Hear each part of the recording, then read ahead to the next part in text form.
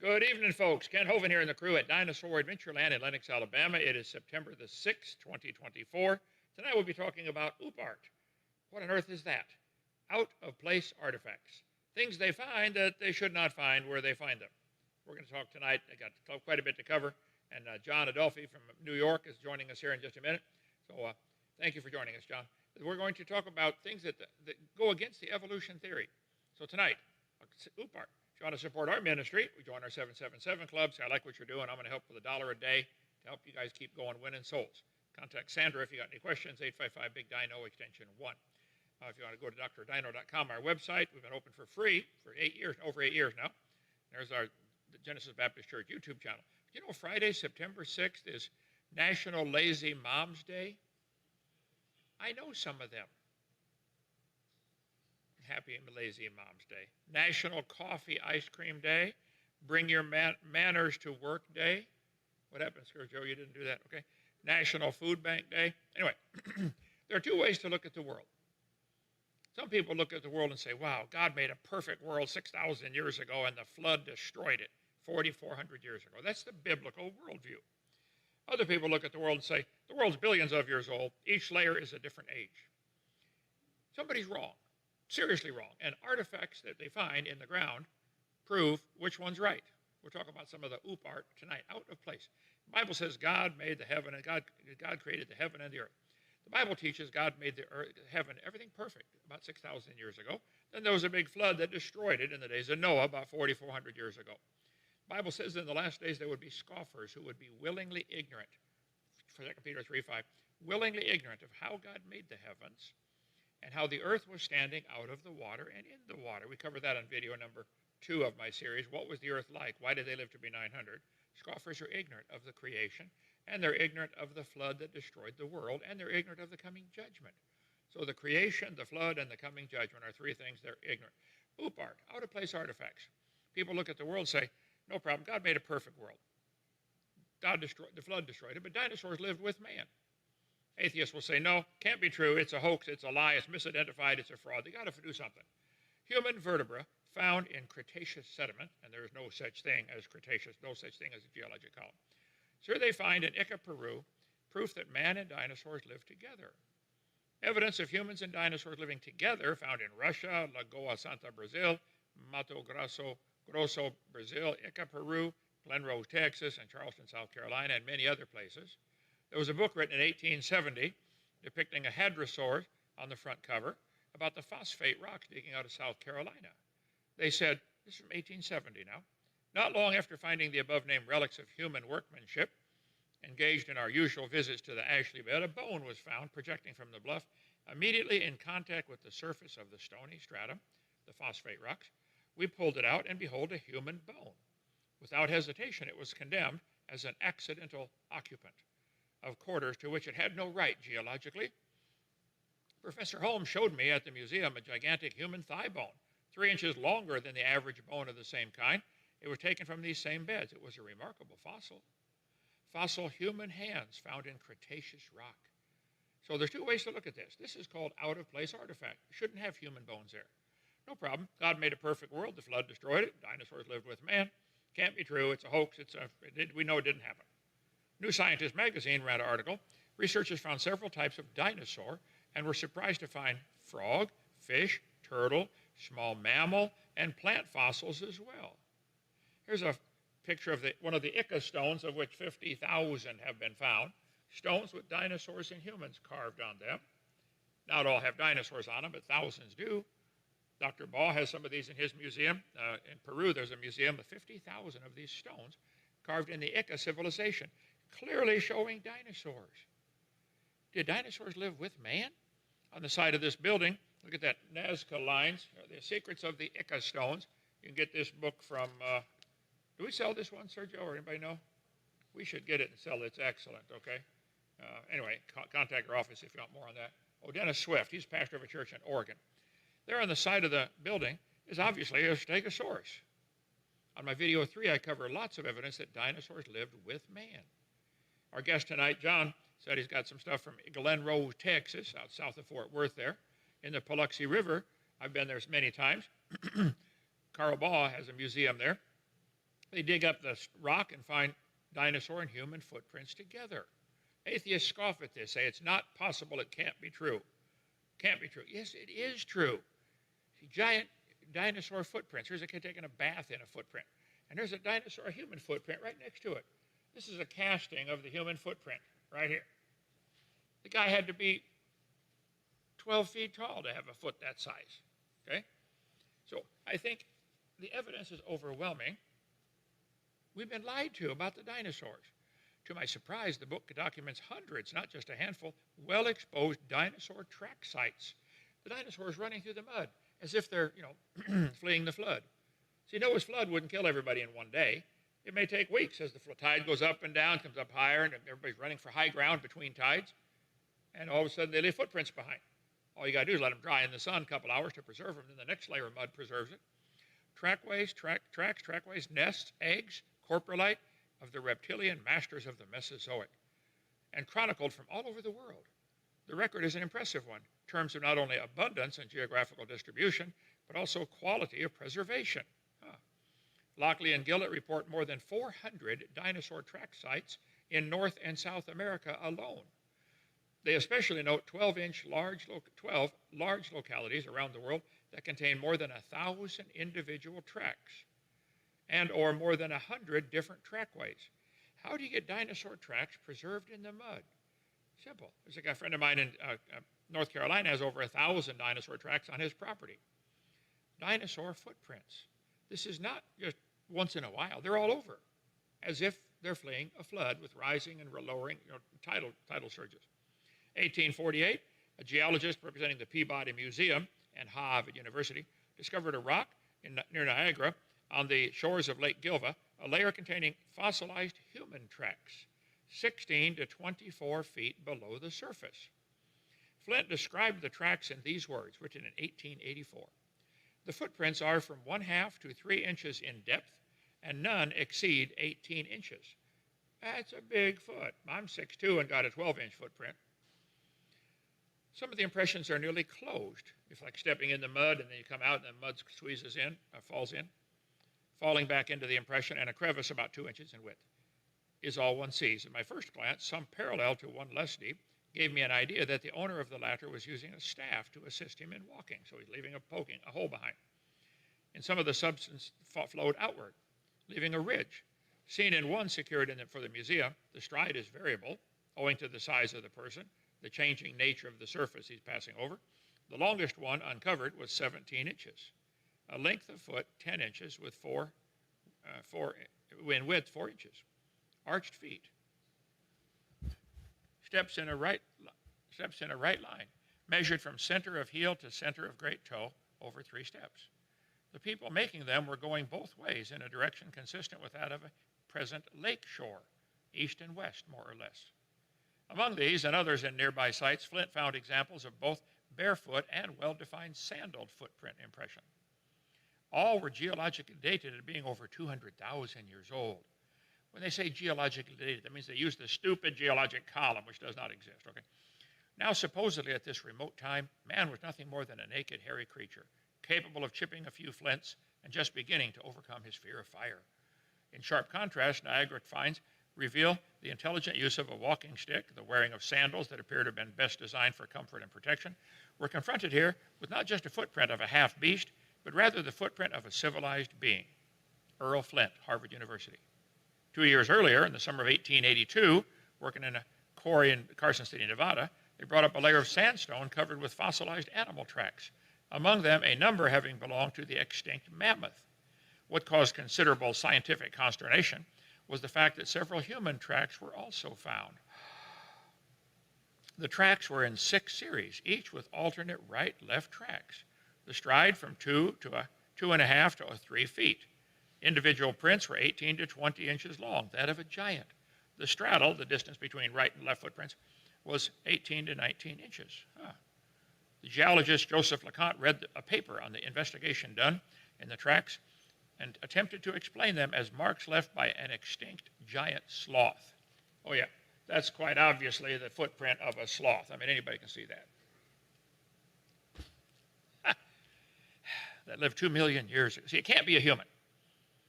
No tail grooves in the sandstone. Comparison between Carson City tracks and known sloth tracks showed several dissimilarities. Carson City tracks showed signs that the maker had worn some type of sandal or foot protection. Here we have a trail of human footprints crossing a dinosaur track. These are in Glen Rose, Texas. You can go see them. I've been there many times. Okay? That's a human footprint inside a dinosaur track. He stepped there after the dinosaur stepped there. Well, that'd be the logical place to step if you're running through the mud. Go where somebody else already stepped, even if it's a dinosaur. You don't sink in as deep, okay? Let's see. Casting I have, half-inch shorter. You have an aluminum casting also here. There's a guy tried his foot in there, a guy with a size 18 shoe. I was preaching one time. He said, I got a big foot. Let me try it. Couldn't make it. They lifted out because they found the tracks going right, left, right, and stopped at the edge of a slab. They said, let's pull the slab up. There should be another one under there. Pulled the slab up, and sure enough, there's more footprints. They cut one out, sawed it across the toes and across the arch. Said, man, that's a human footprint. Creationist says, no problem. People before the flood lived to be 900, probably much bigger. This guy didn't have time to put shoes on, so he ran from the flood. Evolutionist says, can't be true, can't be true. We know ancient man was smaller, like a chimp. It can't be human. They just don't get it. They don't want to get it, okay? So, John, sorry for taking so long. Give me an idea what you guys got in your museum, and tell us about yourself up there. Sure. Thanks, Ken. My name is John Adolfi with the Lost World Museum, and we always start our presentations by asking the provocative and important question, where do we come from? Apes, aliens, or Adam? So there we are. We are in the sleepy village of Phoenix, New York. We have just a small window display, and most of what we do are short and slightly longer than short videos on YouTube, Facebook, and Instagram. And so that's where you can find the Lost World Museum or my name, John Adolfi. We specialize in Noah's Ark, giant humans, out-of-place artifacts, geological anomalies, fast-forming fossils, fast-forming rock. So we are young Earth creationists, and my wife and I are the ones who run this ministry, and thank you very much for having us on. So Ken started off the program by stating the word ooparts, or out-of-place artifacts. And, you know, I wasn't really looking for the origin of it, but there is this manual I have here, or manuscript called Strange Relics from the Depths of the Earth. And this book was written, or this manuscript was written by J.R. Jockmans, and he's the one that coined this phrase, or this out-of-place artifacts or ooparts. Just FYI. Some of what I have here tonight and are ooparts. Some of them are geological, things of interest, and some that you may have seen before. And Ken, you're welcome to jump in at any time, but I'm gonna start off with the coal with the iron cup in it. Now, this is a second generation replica. And what that means is that they took the original coal cup and they did a cast of it. And then they did a cast of a cast. And Joe Taylor was the one that created this. And the story goes that there was, and I'll tell you what, on the back of this is a copy of the affidavit. Now, in 1912, Frank Kennard and his other buddy were at a power plant in Thomas, Oklahoma. It was an electrical plant. And, they use coal to heat, or power, I should say. And there was a very large lump that was too big, and they cracked it in half, and out pops this iron cup. Well, I don't know if they thought much of it or not at the time, but later on, as it was pointed out, that this has great significance. Now, the unfortunate thing is they never saved the two halves to where the cup was encased. So all you have is their testimony. And really, we have Frank Kennard's testimony in the form of 36 years later. He felt compelled to go and have his testimony notarized. And this is what he said. While I was working at Municipal Electric Plant in Thomas, Oklahoma in 1912, I came upon a solid chunk of coal, which was too large to use. I broke it with a sledgehammer. The pot fell out of the center, leaving the impression or mold of the pot in the piece of coal. Jim Stull, an employee of the company, witnessed the breaking of the coal and saw the pot fall out. I traced the source of the coal and found that it came from Wilburton, Oklahoma mine. Signed, Frank J. Kennard, sworn to me in Sulphur Springs, Arkansas, 27th day of November, 1948. Julia Eldred was the notary public at the time in Benton County. Now, some people, because we don't have the two halves, the critics of this artifact will say that it is that the man lied. The two men actually lied. I find that very interesting, that usually when you lie about these things, you're looking for fame, fortune, some kind of glory, and none of those things appeared to this Frank Kennard. None of these things manifested. Matter of fact, he felt so strongly about it that he went and notarized it, had his testimony notarized 36 years later. Usually people don't all hold on to a lie that long. They could, it's possible. Now, Kent, what's interesting is when I interviewed Carl Baugh, who is the owner of this cup at the Creation Evidence Museum in Glen Rose, Texas, and I had a chance to handle it myself while they were rephotographing it. He told me, and this was sort of like the gush, the drop the mic, and it may not seem that impactful, but I thought it was very interesting. They did an analysis at the bottom of the cup. Perhaps they took some residue out, or they examined what is at the bottom of the cup, and they found coal dust. They found coal dust in the iron cup. Now, you wouldn't be able to know that it was there. And again, I could see the critics saying, oh, somebody rubbed some coal dust in there. I get it. But this was something that was discovered more recently, not something that was directed or pointed out or led to take a look. What's in the bottom of the cup? It was found. So, should this all be true? This cup right here, which they believe was a ladle, they think there was a handle on this. This right here then could have been manufactured in the metallurgical shop of Tubal-Cain 5,500 years ago. The Bible says that approximately 3,500 BC, Tubal-Cain worked iron and brass, and certainly they had iron before the Iron Age. So that's that one.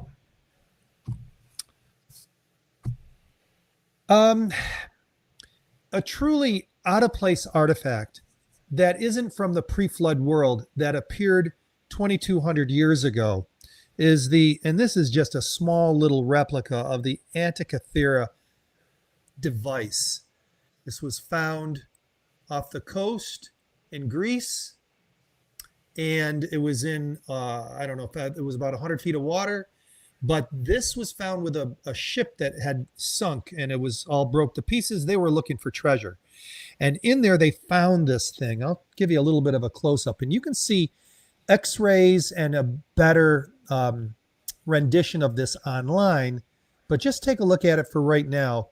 When they examined this, and they found this in 1902, when they examined this, they found 37 gears were inside this, what was a wooden box that housed this. And those 37 gears could tell the eclipses, the sun, moon, the stars, and the movement of it. It had a wind-up handle, I believe, on it, they think.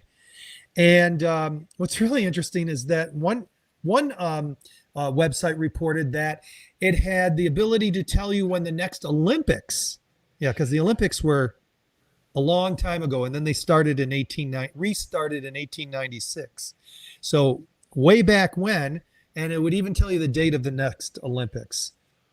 Now, what's really surprising, and what makes this kind of an out-of-place artifact, the idea of monkey to man and the progression of intelligence, cognitive ability, the evolvement of that, the assumption that we were stupider and then got smarter. And what they have found thus far, 2,000 years ago, related to the Greeks, they were surprised to find this. they didn't think that there was the sophistication in this arena with the Greeks at that time period. It was really basically art and architecture, but not this kind of technology. I like this out of place artifact. This definitely qualifies. Well, that's considered, John, a analog computer. It was able to compute all sorts of things. Yeah. I got a copy of the pot from Joe Taylor also. I don't know if they still sell it. Joe died a couple of years ago. I had him on my program here. I think he came to visit here. Yeah, he did. Yeah, we went there, yeah. Anyway, great guy. So, thank you. Okay, what else you have for out-of-place artifacts there, brother? Yeah, hold on to these things because you can't get them anywhere anymore. Yeah. So this right here is something that I found at first a little bit suspicious in the sense that I wasn't sure if I bought into it. This is a replica of the original, and I do have a photo of the original right here. Okay, that right there is a limestone, what looks like a finger. Now, this is out of context. This is out of place. This should not be there. This was found right around the Glen Rose area. There you go. Thank you, Ken. This was found right around the Glen Rose area. And what's interesting is that when you have a stone artifact that may be a footprint, or in this case, could have been flesh and bone at one time, they do a couple of things in order to verify it. One thing, like Ken showed you, the Burdick print, where they sliced it. And what they're looking for in a print is compression underneath the footprint itself. Did it squish mud and squish the mud underneath the print? Or if it's carved, you're not going to see compression. So when it comes to the footprints, that's what they're doing with that when they cut it cross section. With the finger, they did cut it a couple of times in certain places, but they took a look inside, like right here. Now again, this is the replica, so it's not going to be like this. And they did a CAT scan on it as well too. An X-ray is good, a CAT scan's better. CAT scan can show density. And this is what convinced me right here, the density of the CAT scan. So you've got something right here in here that is a different density than out there. This right here would be considered the area where the bone would be. Thank you. Look at that. Now, what's interesting, and notice the size of this, what's interesting is that I'm 6'2". They think that this is a woman's pinky because of the slender nature of it, which means that this woman would have been about 6 feet tall or slightly taller. Interesting that a slightly, I'm not going to say giant woman, but a good-sized woman. This was found in limestone. Limestone, which in that area is assigned of age of anywhere between 88 to 108, somewhere in there, million years old, Cretaceous limestone. So that's a little bit about, there's more on that as far as what's inside. I can say that they believe they've identified ligaments and of course the bone marrow, where the skin was. Is it just positive thinking and hope, or is there something to this? I think there is something to this one, but there you are for your consideration. Well, John, tell me one more thing about this pot found in coal. Yeah. The big deal there is they're telling the students in school that coal formed in the Carboniferous era, millions of years before man got here. This is simply baloney. Coal formed because of Noah's flood, burying all the trees. Human artifacts found in coal is not a problem for the creationist. But give me one more artifact, and I'll show you a few more things I got here, John. Okay, that sounds good. I'm gonna show you the London hammer. We could talk a little bit about that, but I would like to show you one that perhaps gets overlooked, and I kind of poo-pooed this one at first. This right here was found in 1917, okay, in Nevada, and we'll just call this the Nevada boot print or moccasin print. And take a good look. This is a replica of it. And there's, when you look at and I don't know if I have a great picture here, but I'm going to put this up here. When you look at the picture right here carefully, you can see what does appear to be where stitching is. They say that when you look at the actual artifact itself, and by the way, Kent, I hunted down the artifact. Thank you. The artifact does still exist. It's just that they can't find it. They can't find which box or crate that it's in, but there is a place, historical society in and I can't remember the city, but they do still have this artifact.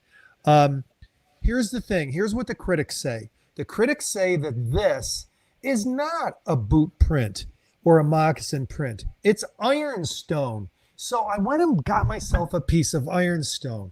And sure enough, ironstone's got some really interesting, design to it. And I could see how you might want to put this on the table as you're investigating, as a possibility. I get that. However, when I got myself a boot without a shoe, without a sole on it, like it was ripped off, or a moccasin, and I took a good look at it, man alive, this right here looks so much more than what's here, unless this is natural. Okay? If you want to keep that on the table, you can. But that micro stitching is what, and the shape of it. I would say that for myself personally, I would say 80 to 85% that is a boot print. Well, see, the whole argument is people who believe in evolution want to believe in evolution. They don't want God telling them what to do. It wouldn't matter how many things. If God himself came down and told them, they wouldn't listen. They don't want his authority over their life. See, textbooks will say, put me up there, brother, did dinosaurs and humans live at the same time? Oh, no. Dinosaurs died 65 million years before people. So you look at human and dinosaur footprints side by side, and the creationist says, no problem. They both lived at the same time. Finding their footprints together is likely. Atheist says it can't be true. It's a hoax. We know dinosaurs did not live with man. You mentioned the London hammer. I've got a copy of it here also from Joe Taylor, from Carl Baugh. This hammer, found in 1934, found a rock with wood sticking out of it. When the rock was cracked open, the octagonal-shaped hammer was exposed. Partially coalified. The handle was turned to coal. And with quartz and calcite crystal inclusions. Density tests indicate casting of exceptional quality, a unique coating of ferric oxide, which does not readily form under present conditions, appears to inhibit the rusting. So like a stainless steel artifact. Seashells surrounding the hammer were dated at 400 million years old. That's where the baloney comes in. There is no geologic column, guys. It does not exist. Anyway, Battelle Laboratories said it's 96.6% iron. They said you can't make that alloy without extra air pressure or more oxygen. I think the pre-flood world had both of those. So they're okay. So the Bible says Zillah will bear Tubal-Cain, an instructor and every artificer in brass and iron. This is Genesis 4 before the flood. Creationists look at it and say, no problem. Pre-flood man was probably really smart. They lived to be 900. How much could you learn in 900 years? And you can go talk to your great-great-great-great-great-great-grandpa who's still alive. How much did he learn? So they probably knew how to make all kinds of things before the flood. Evolutionist says, can't be true, it's a hoax. We know man was not around 400 million years ago. Do you have anything about the bell? Newton Anderson, I talked to him several times, found this bell, 1944, a bronze bell inside a lump of coal. They say the coal formed in the Carboniferous era 250 million years ago. Why do you get a bell inside? And the iron pot. Let's see, here's the Morrisonville Times. You might have this one, Mrs. Culp, breaking a lump of coal, found a gold chain embedded 10 inches long in the coal. Here's the iron pot in the coal after it fell out of the coal seam, okay? Creationists look at it and say, no problem. Pre-flood man probably had iron and coal because coal formed because of Noah's flood and buried huge forests. They say it can't be true. We know coal formed 200 million years ago before man got here. So I've been collecting stuff about these out of place artifacts. John, the evidence is overwhelming. Man, the world is not millions of years old. The flood made all the layers in 1 year, and things can be found buried from obviously human origin, and man lived with dinosaurs. We see that all over. I preached on this for 35 years. The atheists don't want to believe. Do you know about this? This one is the zinc and silver vessel. Yeah, I've seen that before. Let's see. It is found in Massachusetts. I wonder who has it now. Scientific American ran an article about it in 1852, before evolution became real popular. There is not doubt that this curiosity was blown out of the rock, as stated above. But will Professor Agassi and some other scientific man please tell us how it came there? The matter is worthy of investigation. There is no deception in the case. Huh. Well, I don't have a problem with it. How about the Nampa image? I got to hold it when I was in Idaho, Nampa, Idaho. I found a clay doll found at a depth of 320 feet in a rock layer supposed to be 12 million years old. Idaho State Historical Society had it. I don't know if that's still their number or not. You got one there? A replica of it? Look at that. Can I get a copy of it from my museum? Who makes the replicas, John? I'm not exactly sure. I think I got this on eBay. Ooh, will somebody buy one for our museum? The Nampa clay doll. Okay. By the way, they still have it at the museum. I contacted them, but they want in order to photograph it, they want $200. Just to photograph it. Yep. I see. Okay. Well, everybody take a photograph of the screen he just held up. Okay. So this is found 1889. Keep in mind, evolution was becoming very popular, taking over everybody's thinking process. But I think God made sure various things have been found all along through history to show it's not true. Do you have anything on the Baghdad artifact, the battery there, brother? Oh my goodness. Yes, but not here on our platform, my table here. We've got some replicas of it, but not a working replica like that. But what I want to do experiment is stick a copper nail in a steel nail, and then in a lemon, and see if it'll light a diode. That's one of the things I'm going to be doing. Try that, because that's how it's supposed to work. Well, here, you're breaking up a little bit there, brother. Here's how it's supposed to work. Baghdad battery, a copper cylinder and an iron bar with a terracotta jar, that'd be clay, kind of, dated to around 100 BC, 100 CE, Common Era. I'd call it after AD, Anno Domini, after Christ. The prevailing explanation is it may be an ancient battery or an electrochemical device used for electroplating or other purposes. The Baghdad battery is one of the most well-known and widely accepted arts, with many experts considering it a genuine artifact from ancient Mesopotamia. How did they know about electricity? How did the Egyptians know to use electricity? Ancient Egyptian electrics, a strange relief carved into a stone beneath the Egyptian temple. It appears to depict two electrical devices connected to a power source by cables. Were they using electric eels to generate their electricity? I don't know, but there's two ways to look at this kind of stuff. No problem. Pre-flood man was smart.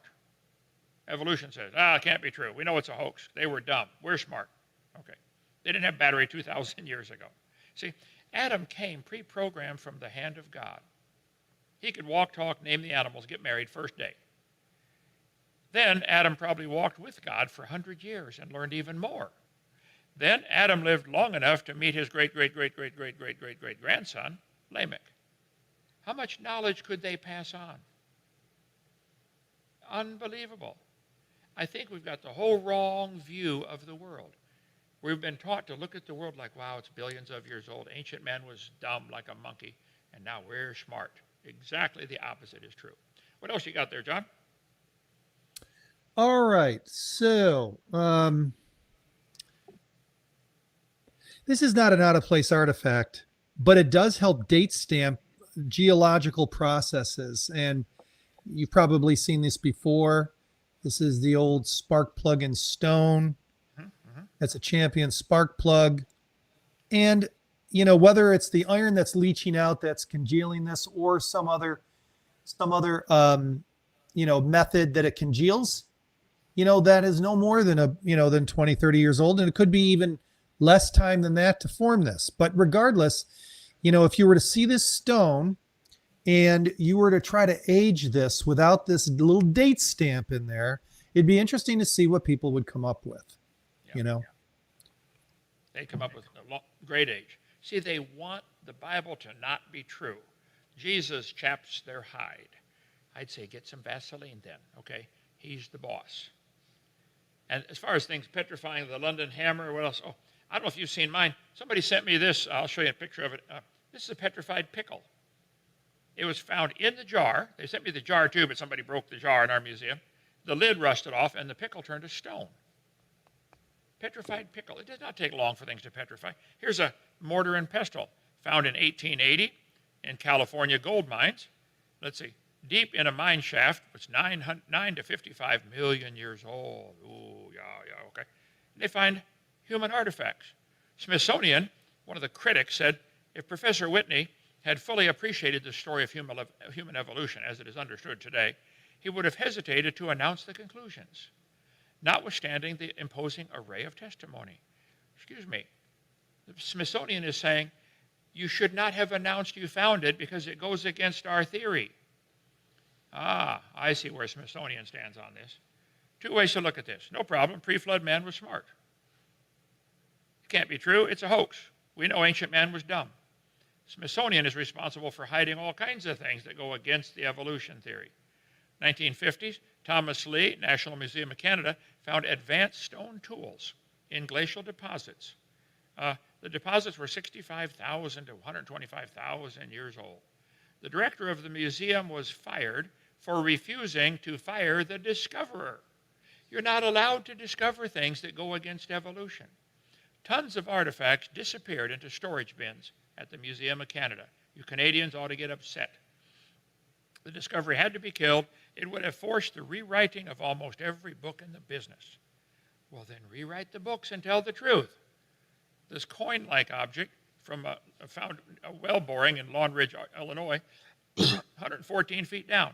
Drilling a well 114 feet down, they bring up a coin. When they drilled our well in January, 300 feet down, they brought up seashells.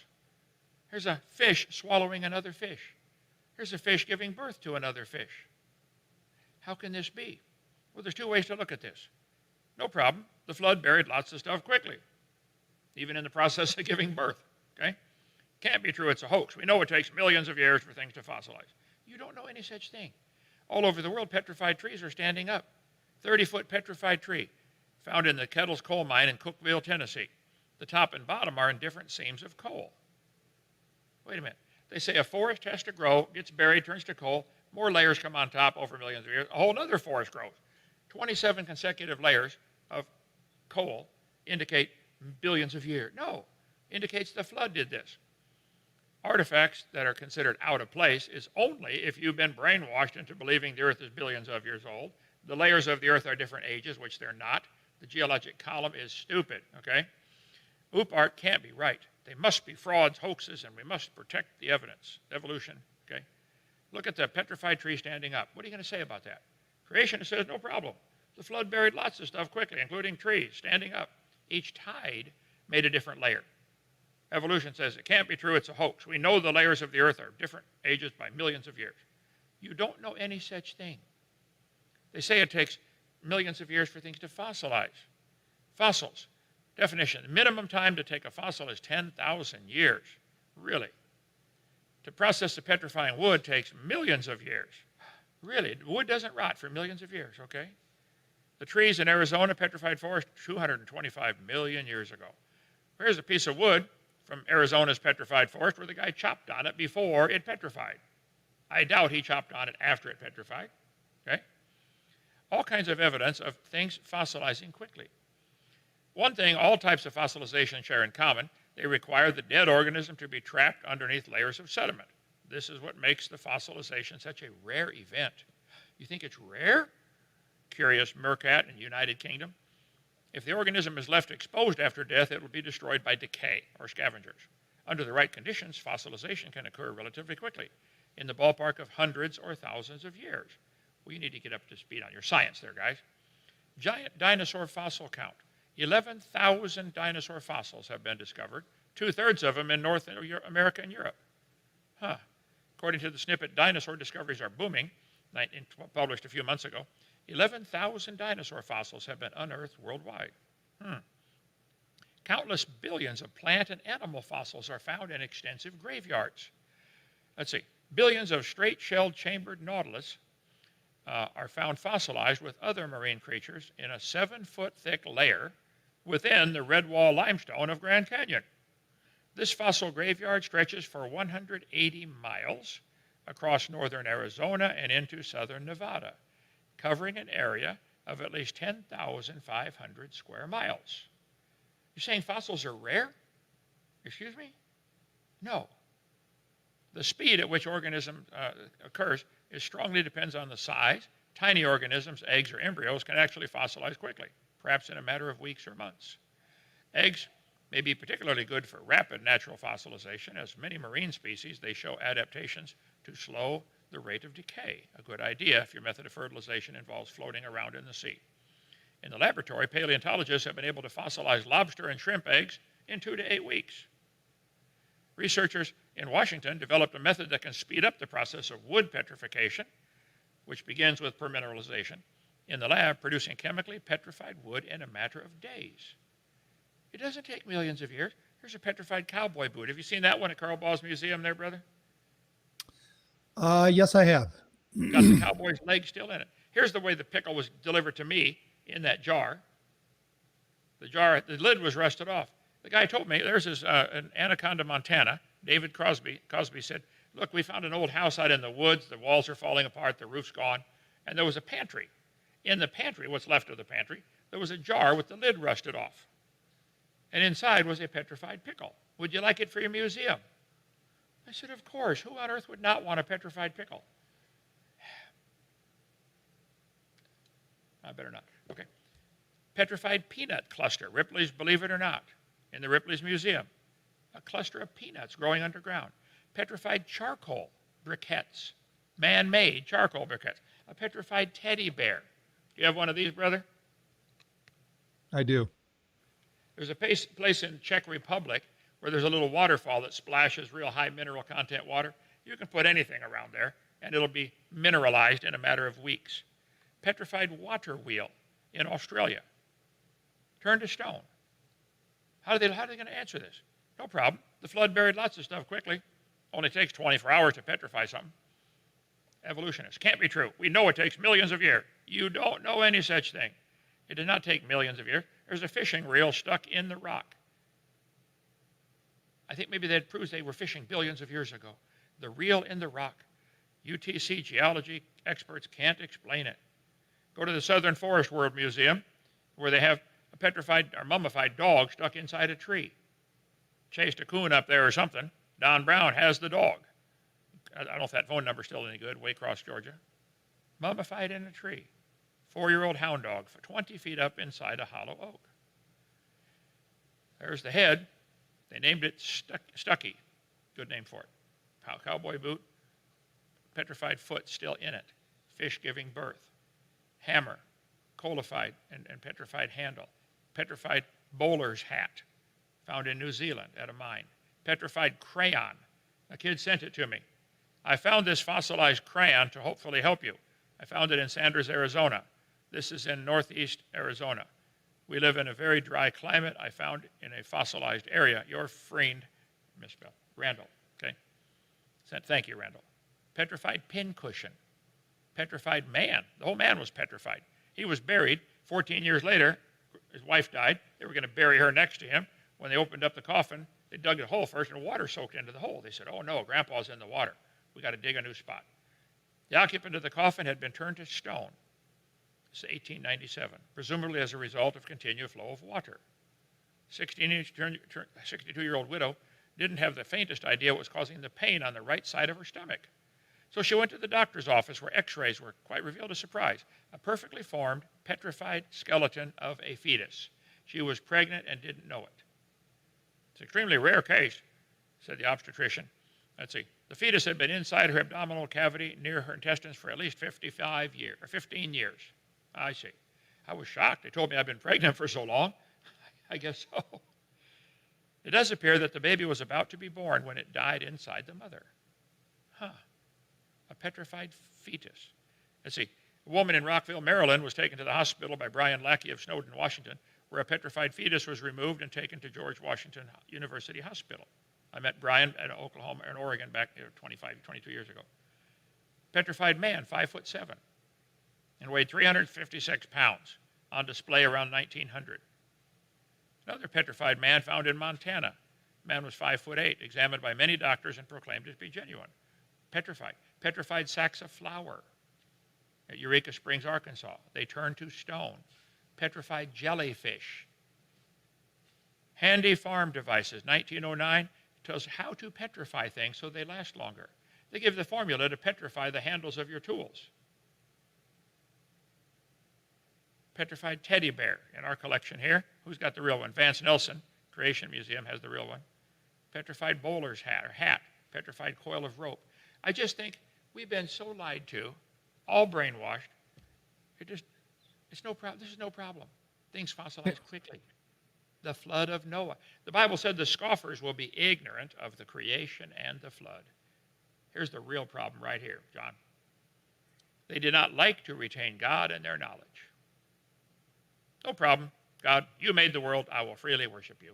Evolutionist. That's me. I don't want there to be a God who owns the world. I don't like his rules. I don't like his rules. I don't like him. That's the problem right there.